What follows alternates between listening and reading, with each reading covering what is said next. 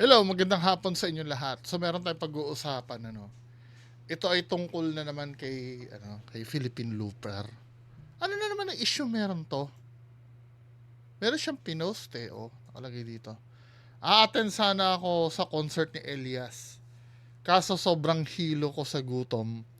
A-attend ng parade, walang almusal, sobrang busy nyo sa guest nyo na may bayad. Ako na hindi nagpapabayad na pabayaan nyo. Kaya nagdesisyon ako na umalis kanina papunta sa Brooks pero bumalik ng gabi kasi na-invite nyo ako. Sa totoo lang, sir, si Elias kasi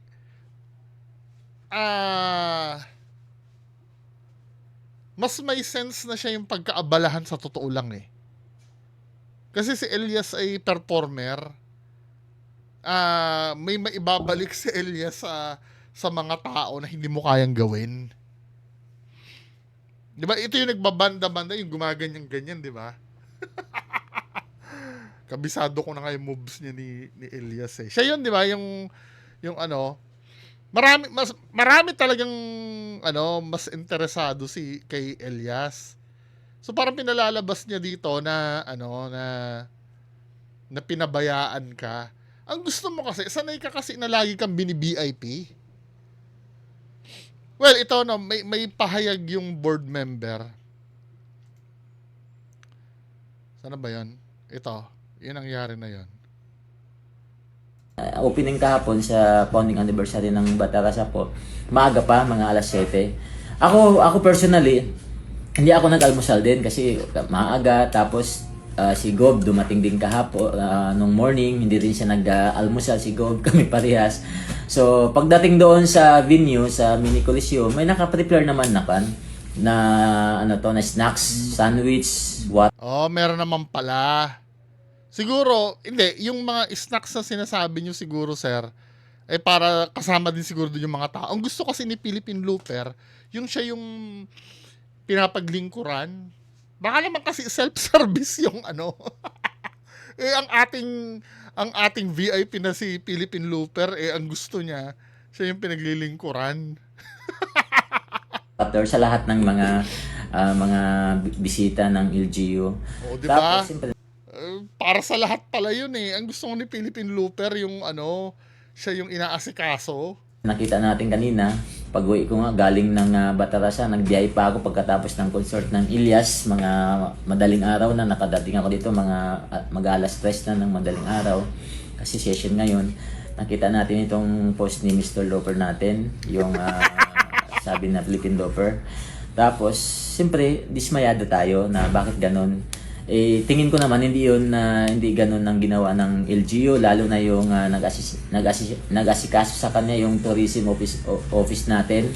Talagang pagdating niya ng Batarasa nung mga 1 week ago, isang linggo na siguro ngayon, talagang asikaso siya. Kahit ako personally, nung galing siya ng Balabak, tinanong ko pa siya, pagdating doon, na-meet ko siya kung kumain na ba siya. Yun yung una kong Tinanong ka naman pala daw.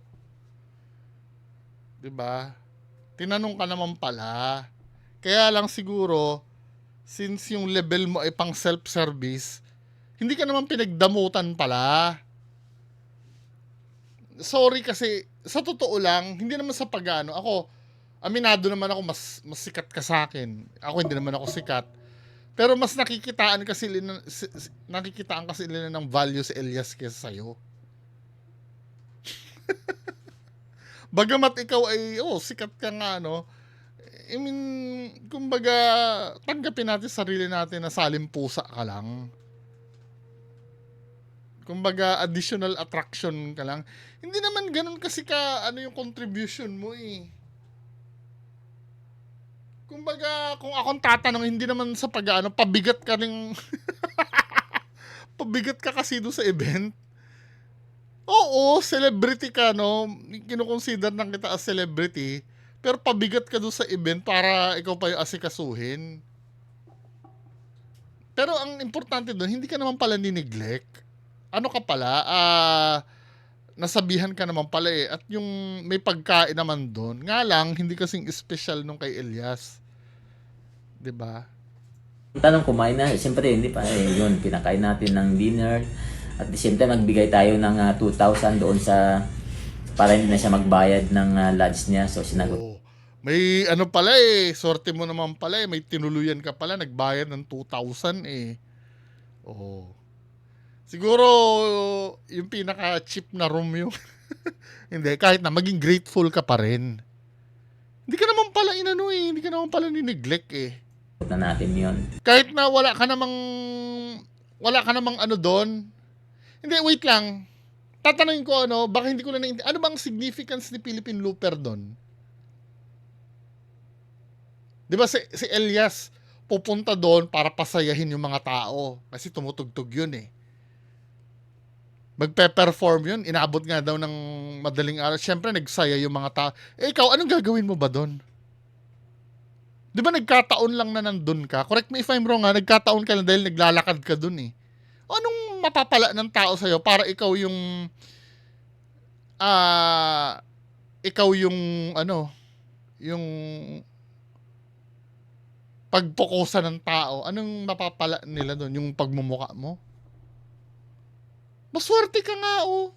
Pati yung board and lodging mo sinagot ng LGU. Grateful ka na dapat doon, men. Ano ba bang anong kagaguhan ba ito? Itong mga inaano mo, attend sana ng concert LS kaso sobrang hilo ko sa gutom na attend ng parade, walang almusal. Sobrang busy nyo sa guest nyo na may bayad. Ako na hindi nagpabayad. Diyan nga, isa pa, utang na loob pa nila na hindi ka nagpabayad. Kahit nga hindi ka pumunta doon, hindi ka naman kawalan eh. Diba? Kawalan ka ba doon pagka pumunta ka? Ay, pag hindi ka pumunta? Naging grateful naman sa'yo kasi nakakahiya na alam kasi na magtatantrums ka pagka hindi ka bini-IP. Parang yun nangyari doon sa may pinuntahan to, di ba, na lugar. Na ganyan din ang ginawa niya. Na gusto niya siya yung unahin ng mga tao. So, nakakadismaya talaga na kung tayo, nakakalungkot bakit ganun yung mga pinupost niya na hindi maganda. Kasi maraming nag-aabang sa kanya eh. So, yung mga pangit po yun, hindi magandang may nag-aabang pala daw sa'yo. Hindi ko ina-expect yun ah. Na ganun yung post niya yung ginawa. Tingin ko mali po yun at hindi naman ganun Persona non grata nyo na yan. Persona non grata. po yung LGU natin. Yung term na sinabi niya, pinabayaan siya. Hindi hindi siya pinabayaan kasi pagdating niya ng Batarasa, 'di ba? Grabe yung mga tao, ni-welcome siya. Tapos sinamahan pa siya ng ating LGU, ng police, ng NDRR hanggang doon sa makarating siya sa Buliluyan, 'di ba? Sinamahan siya para in case na may bakit hindi siya nahilo yung time na 'yon? 'Di ba? Naglalakad siya sa initan. 'Di ba? Magmula Puerto hanggang doon sa Batangas, hindi naman siya nahilo. So, hindi yun. Tingin ko, hindi naman nangyari yun na nahilo siya. Kasi Hindi naman bumalik pala pa siya. nangyari Pumunta daw. siya ng Brooks. Sabi niya, nahilo siya. Siyempre, in-invite siya. Gusto niya manood kay Elias. Siguro, nagtampo siya na hindi na siya nabigyan ng masyadong ng Hindi kasi nga, hottest star yun si Elias, di ba? Maraming mga probinsyanong may gustong-gusto doon, excited sila doon, hindi sa'yo. Kaya nga ang tanong ko kanina, ano ba mapapala ng tao sa'yo pagka kakaway ka? Siyempre, mas pag-iinvestan nila ng attention yung si Elias. Siyempre, magkakagulo ang mga tao doon. Kailangan yung safety ng tao asikasuhin. Tapos magpapa-importante ka pa. Hindi ka naman pinabayaan. atensyon nung dumating na si Elias kasi busy na po yung LGU. Sino ba naman daming tao, di ba? Diba?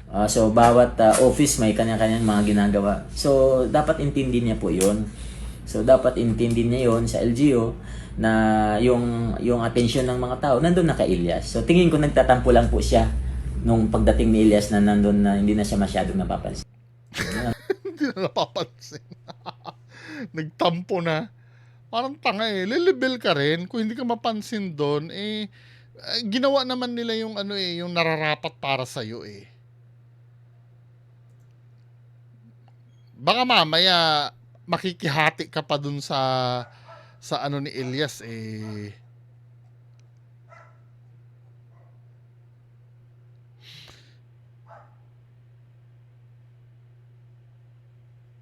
Ami ganun dito. Nasapawan sa event ni Elias kaya siniraan ang mga taga Bataraza, Palawan.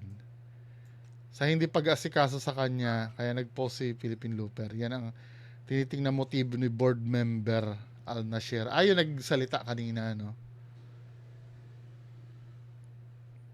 Ano yan, baka umano nagtampo si Philippine Looper noong lahat ng attention taga Bataraza, Palawan ay nalipat sa bandang Elias GTV.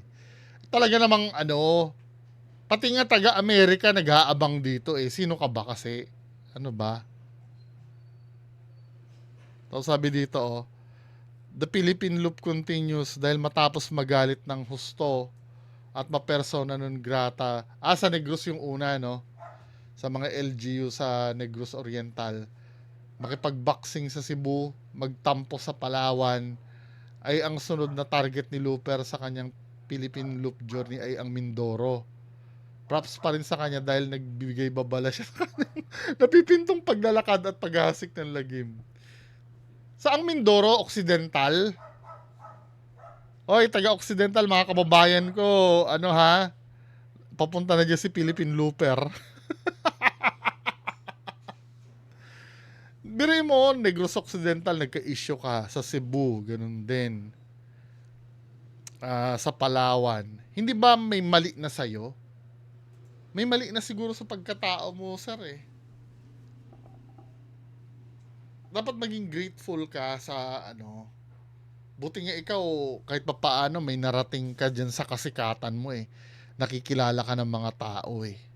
Kahit pa paano may value yun mo eh. 'Di ba? Dito makikita na ganyang kapangalang ano ka na, akala mo kung sino ka na. Paano kung naging megastar ka pa? Mga ano talaga. Anyway, mga kumabayan, ano masasabi niyo dyan? Comment na lang po kayo sa baba. Magandang hapon sa inyong lahat. Bye-bye.